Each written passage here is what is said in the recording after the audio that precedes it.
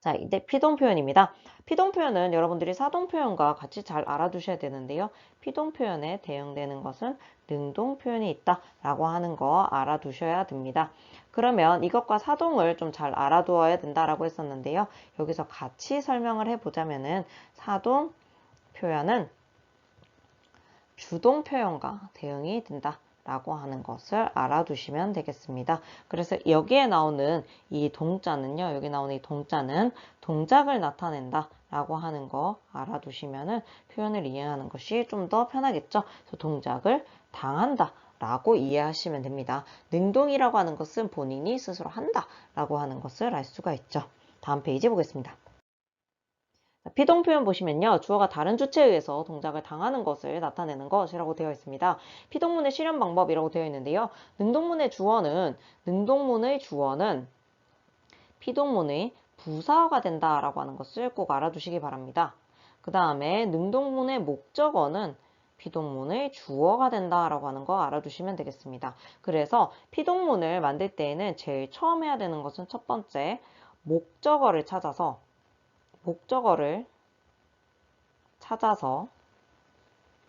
주어로 바꾼다. 얘를 먼저 하셔야 되고요. 두 번째는 주어를 찾아서 부사어로 바꾼다.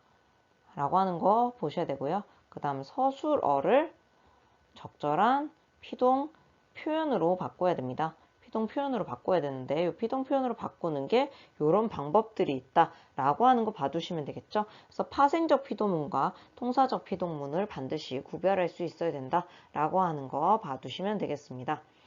그래서 여기 교과서 부분이 나와 있는데요. 여기에서 이제 여러분들이 적절하게 좀 공부를 할 수는 있을 것 같고요. 주어와 행위의 관계를 중심으로 파악한 이 부분 문제 다시 한번 잘 풀어두시기 바랍니다. 그다음에 능동표현과 피동표현 기본적인 부분 잘 봐두셔야 되고요. 여기에서 이제 여러분들이 좀 봐두셔야 되는 것은 뭐냐면은 그는 새로운 사실을 밝혔다. 이 부분입니다. 그래서 어지다를 활용을 해서 그는 새로운 사실을 피동 표현을 만들어야 되니까요. 제가 잘못 만들고 있었고요. 다시 한번 보시면은 여기에서 목적어를 먼저 찾아야 된다라고 했었죠. 그래서 주어로 바꿔보면 새로운 사실이 그에 의해 밝혀졌다로 바꾸면은 시제까지 맞춘 거죠. 이렇게 바꾸는 게 맞습니다. 그런데 여러분들이 여기에서 좀 주의하셔야 되는 것은 이 밝혀졌다 부분이에요. 여러분들이 이 부분을 뭐로 보시면 안 되냐면은 이중 피동으로 보면 안 된다라는 얘기입니다. 위쪽에 다시 예문을 하나 써서 한번 해볼게요. 촛불이 밝다 라고 하는 문장이 있다라고 볼게요. 그럼 나중에 여러분들이 이제 사동문을 이미 다 배운 상태여서 여기서 한 번에 설명을 넘어가 보면요. 누나가 얘가 지금 뭐냐면은 사동주가 추가가 되는 거죠. 사동주가 추가가 되면요. 얘를 지금 목적어가 없기 때문에 목적어로 내리는 거죠. 그래서 촛불을 이라고 내리면은 그 다음에 얘를 이제 사동 표현으로 내리는 거죠. 사동 표현으로 내리는데 어떻게 하냐면은 파생적 사동 표현으로 내릴 거다라는 얘기입니다. 그럼 뭘로 내릴 수 있냐면 촛불을 밝히다로 내리는 거죠. 그래서 얘는 지금 사동이에요. 사동이 추가가 됐고요. 그 다음에 이제 보시면은 얘를 이제 피동 표현으로 바꿔보는 거예요. 피동 표현으로 바꾸면은 목적어를 무엇으로 바꾼다? 주어로 바꿔야 되기 때문에 촛불이 그 다음에 주어를 부사어로 바꾸면 누나에 의해 얘를 이제 어지다를 불키면 밝혀지다 이렇게 바뀌는 거죠. 그래서 여기서는 이제 피동이 되는 거예요. 그래서 사동 플러스 피동의 표현이지 이중 피동이 아니다 라는 것을 여러분들이 잘 구별하실 수 있어야 됩니다. 그 다음에 이제 목적어가 있는 피동 표현, 피동문이 가끔 존재를 하는데요. 한번 예를 들어 볼게요. 보시면은 경찰이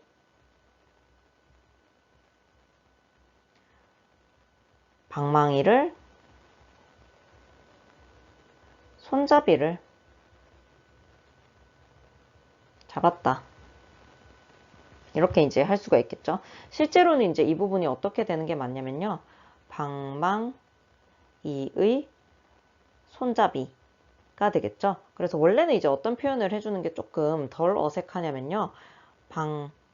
방망이의 손잡이가 경찰에게 잡히다.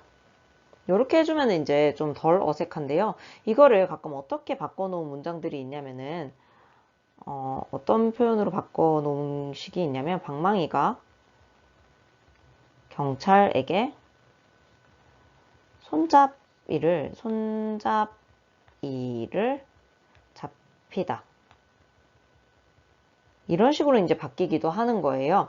그러면 지금 보시면은 원래 목적어는 지금 능동문의 목적어는 피동문의 주어가 되기 때문에 피동문의 가장 큰 특징 중에 하나가 뭐냐면은 목적어가 없다라고 하는 게 특징이에요. 근데 지금 보시면은 목적어가 살아있는 거죠. 그렇기 때문에 이게 마치 이상한 좀 독특한 경우로 볼 수가 있는데요. 요거는 뭐다? 여기 지금 보시면 아시겠지만 원래는 방망이의 손잡이라고 이제 표현을 해주는 게 더 좋다는 거죠. 그런데 이런 식으로 표현을 해볼 수도 있다라는 얘기예요. 그럼 이런 피동문의 경우에는 이 주어를 능동문으로 바꿀 때는 능동문을 관형어로 옮기는 것이 훨씬 덜 어색하다라고 하는 걸 이제 여러분들이 알아두셔야 됩니다. 그래서 목적어가 있는 피동문의 경우에는 이 주어를 능동문으로 바꿀 때에는 관형어로 바꾸는 것이 덜 어색하다라고 하는 것까지 알아두시면 좋겠죠. 교과서에 지금 예시로 든 부분은 기본적인 부분이기 때문에 여러분들이 어려운 부분이 없어서 넘어가도록 하겠습니다. 피동문의 이 부분인데요. 어디를 좀 중점적으로 보셔야 되냐면은 우리말에 만약에 피동이 완전히 필요 없다면 이 표현 자체를 쓰면 안 된다라고 이야기를 할 거예요. 그런데 지금 보시면은 피동 표현의 올바른 활용 방법이 있다는 거죠. 피동 표현이 효과가 있다는 거예요. 그래서 아마 선생님들께서 수업을 하시면서 이 효과를 다 써주셨을 거고요. 예를 들어서 뉴스 같은 경우에는 주관적인 표현이 아니라 약간 객관적으로 느끼게 하기 위해서 이런 표현을 쓴다거나 아니면은 책임 회피의 의도가 있다거나 아니면은 대상 강조를 한다거나 이런 효과가 필요할 때에는 피동 표현을 쓸 수 있다라는 얘기예요. 그래서 지금 여기 나와 있는 이 내용을 굉장히 중요하게 여러분들이 잘 읽어 두셔야 되고요. 그 다음에 지금 여기에서 피동 표현 잘 찾아서 여러분들이 고칠 수 있어야 된다라는 거죠. 그래서 피동 표현이 잘못 사용되는 경우는 두 가지입니다. 두 가지가 있는데 첫 번째는 아까 말했던 것처럼 이중 피동이에요. 이중 피동의 경우에는 여러분들이 어지다가 쓰인 경우를 찾아서 어지다를 생략하고도 피동이 하나 더 있을 경우에 이게 사동 표현인지 아니면은 피동 표현이 두 번 쓰인 잘못된 표현인지 같은 것을 여러분들이 잘 봐두셔야 됩니다. 그 다음에 이제 피동 표현이 쓰여서는 안 되는 부분에 피동 표현이 쓰인 경우 이렇게 두 가지가 있을 수 있어요. 그래서 지금 얘를 니은으로 해보면은 지금 여기에서 피동 표현을 찾으시면은 피동 표현을 찾아보시면은 이 두 가지 이유 중에 하나에 다 해당을 할 거거든요. 그럼 이제 잘 고쳤을 수 있어야 된다라는 얘기죠. 여기 보시면 지금 뉴스 같은 경우에는 일부러 피동 표현을 쓴 경우가 됩니다. 그 다음에 이제 여기에서 보시면은 다음에 들릴 장소는 광화문입니다. 광화문은 조선을 대표하는 문화재라 불리어지는데요 라고 하면은 지금 보시면은 불리다에 어지다가 쓰여서 이중피동이 쓰인 상황이죠. 그래서 이 경우에는 피동 표현을 쓰면은 하나를 지워줘야 되는 상황이고요. 이것과 같이 환불의 어떤 책임이 소비자에게 있다라고 해서 책임 회피를 할 경우에는 써도 가능하다라는 얘기를 하고 싶은 겁니다. 그래서 이 두 가지를 구별을 하실 수 있어야 됩니다. 자, 다음 설명을 뒷받침하는 예문으로 적절한 것은 이라고 되어 있는데요. 능동을 피동으로 보는 피동은 요건 이제 확인 문제예요. 학습지에 나있던 문제를 여기서 같이 풀어보는 거고요. 능동을 피동으로 보는 또는 피동을 능동으로 바꾸지 못하거나 아예 바꾸지 못하거나 바꿨을 때 그 의미가 달라지는 어색한 경우를 찾아보라는 거예요. 그래서 노루가 포수에게 잡혔다라고 했었을 때 이거는 바뀔 수가 있죠. 어머니가 아이를 안았다. 아이가 어머니에게 안겼다. 개구리가 파리를 먹었다. 파리가 개구리가 먹혔다. 반장 선거에서 윤수는 진아에게 밀렸다라고 했는데 이것은 윤수랑 진아가 붙었는데 fight 했는데 지금 진아가 윤수에게 윤수는 진아에게 밀렸다라고 해서 윤수가 진아에게 밀리고 진아가 당선이 된 거죠. 근데 반장선거에서 진아가 윤수를 밀었다라고 하면은 지금 이게 지지하다라고 하는 의미로 쓸 수가 있는 거예요. 그렇기 때문에 요거는 의미가 딱 바뀌는 경우에 해당하겠죠. 그럼 다섯 번째, 내가 아플 때마다 나는 누이에게 업혔다. 내가 아플 때마다 누이는 나를 업었다. 이런 식으로 바꿀 수 있는 거죠. 이 경우는 지금 피동을 능동으로 바꾼 경우가 되겠고요.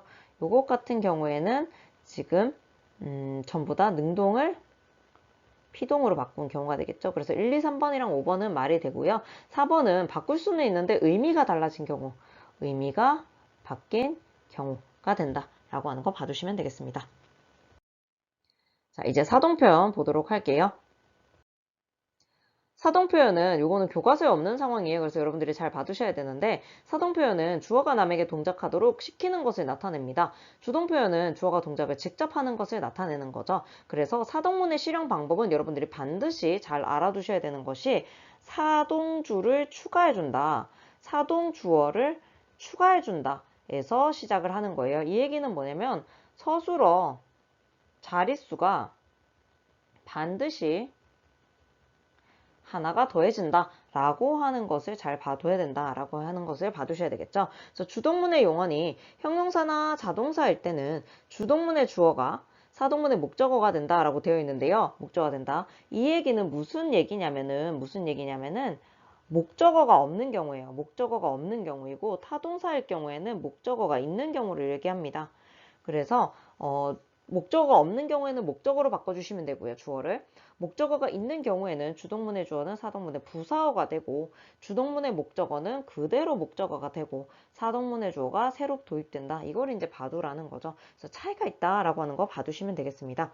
그래서 파생적 사동문의 경우에는 이희리기 우구추가 붙는다라고 하는 거 봐두시면 되고요. 아까 피동문 부분에선 언급을 하지 않았지만 피동문에서는 이 피동 접사는 이희리기 밖에 없다라고 하는 거 봐두셔야 됩니다. 그래서 중요한 부분은 뭐냐면 이희리기 부분이 겹치기 때문에 사동문과 피동문의 꼴이 똑같은 경우를 구분해봐라 라고 하는 것을 이제 시키기도 한다라는 거죠. 그 다음 여기 시키다 같은 경우에는 배달하다 와 배달시키다처럼 이렇게 체언이 있을 경우에 뒤에 붙는 경우를 얘기하는 겁니다. 그다음 개하다가 있죠. 근데 이제 여기를 좀 잘 보셔야 돼요. 사동문의 의미는 대개 파생적 사동문은 주어가 객체에게 직접 행위를 할 것을 시키는 것이고 통사적 사동문은 간접적인 행위를 한 것을 나타내지만 그렇지 않은 경우도 있다라는 거죠. 보통 이렇게 해석이 된다라는 얘기예요. 무슨 얘기냐면은 자, 선생님께서 철수에게 책을 읽히셨다라고 하는 것은 간접적인 행위인데요. 이것은 무슨 얘기냐면은 간접적 행위, 둘 다 간접적 행위로 해석이 된다라는 거죠. 요걸 다른 거를 한번 예문을 먼저 보고 할게요. 첫 번째 뭐냐면은 아이가 밥을 먹다인 거예요. 아이가 밥을 먹다. 요거를 두 개로 바꿀 수가 있어요. 어머니가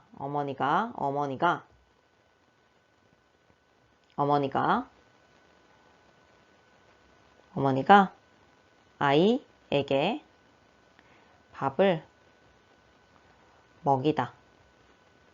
어머니가 아이에게 밥을 먹게 하다. 이렇게 두 가지로 문장을 만들 수 있다는 거죠. 그랬을 때 밥을 먹이다 같은 경우에는 어머니가 숟가락 들고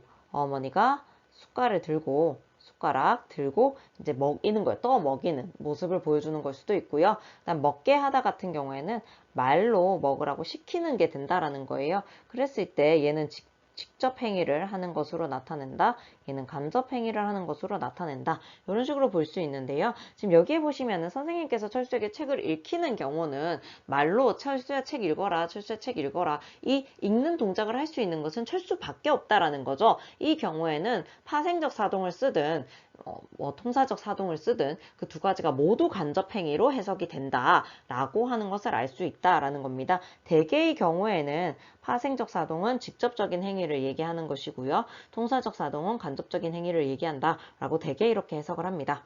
자, 그 다음 피동 플러스 사동, 사동 플러스 피동은 아까 얘기했던 부분이에요. 근데 이제 무슨 얘기를 하려고 요거를 가지고 왔냐면은 적에게 허점을 보이고 싶지 않았다. 이 적에게 허점을 보이다 라고 하는 부분 때문입니다.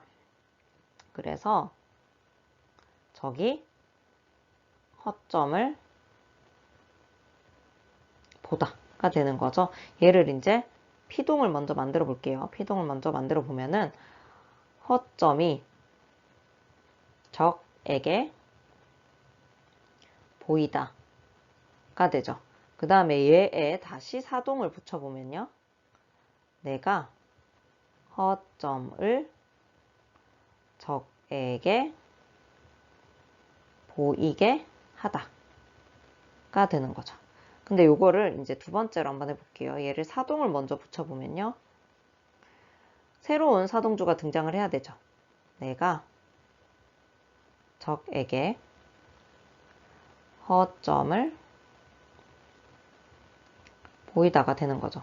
여기에 이제 피동을 붙여볼게요. 여기에 피동을 붙여보면은 요게 허점을이 앞쪽으로 해야 되니까 허점이 적에게 나에 의해 보여지다죠. 이런 식으로 이제 될 수가 있거든요. 그럼 지금 보시면은 두 번째 단계를 보셔야 되는데요. 얘가 생략된 주어라고 치면은 지금 요 꼴이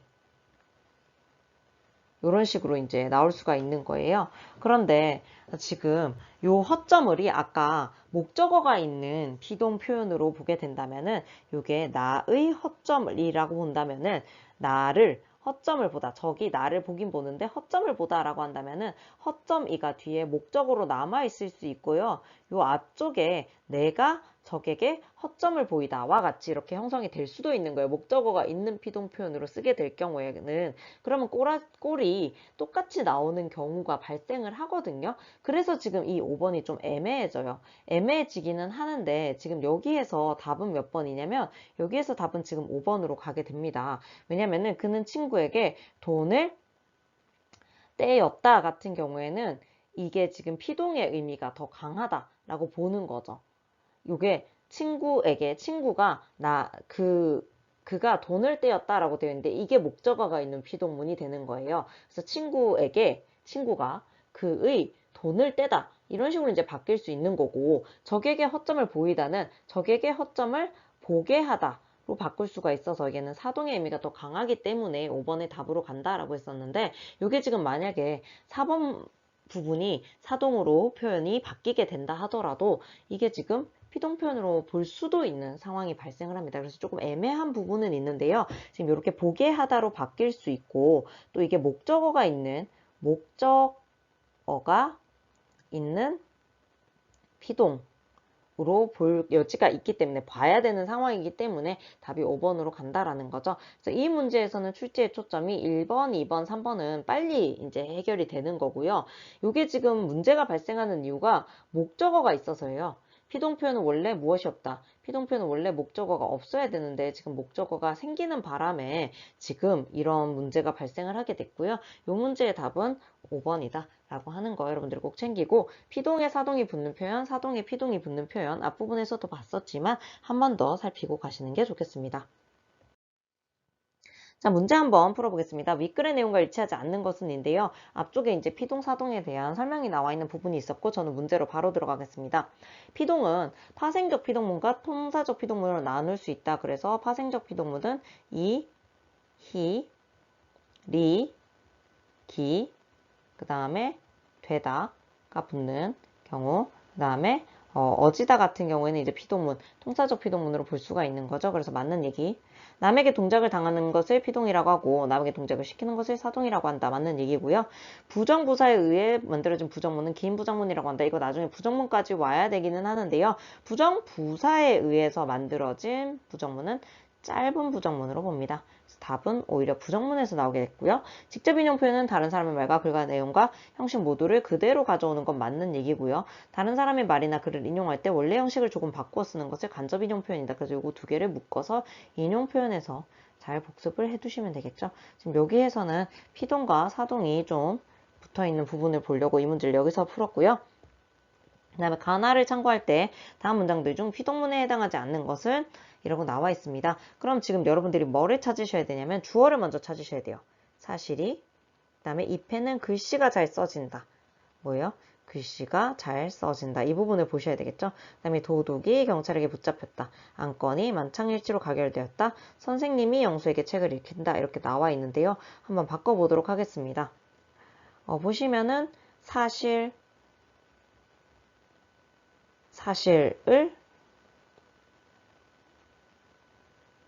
이 부분을 보시면은 얘를 목적으로 바꿔주면 되죠. 사실을 드러나게 되다였으니까 하다.